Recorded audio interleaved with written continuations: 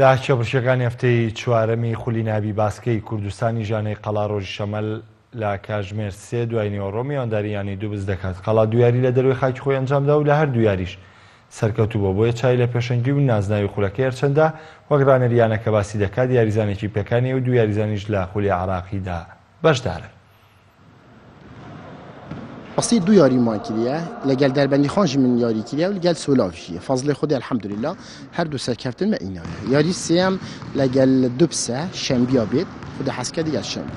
ام و تیم طبعا حاضر الحمد لله فريق يا جاهزه الحمد لله بس ما دو یاریگر دوری عراق دیگه که باشترین یاریگر سر اصل عراق میتهنگ محمد عبدالخالق و فرید رعدی هر دو یاریگر هر دو قهرمانی کردستان یا قهرمانی عراق کتت فکره مربع او البلاي اوف يعني خود کتت نفسی دوری مدا ابد دو یاری مکیری هر دو یاریگر حاضر نبوده سر هندی راجی من یاریگر یک جی باشترین یاریگر کو ایوب دوري عراقي جي او جهات كات او جي مصابه هذا السياري كار من از يدير كاتنش يعني بجا شست صادي بيقافكي از روستياي ما از تشل صادي شول كم تيماما هكا تيماما او شي صادي جيبت الجا بلاستي تيماما جاهزه و حاضرين هو ان شاء الله ما ناس نافي ام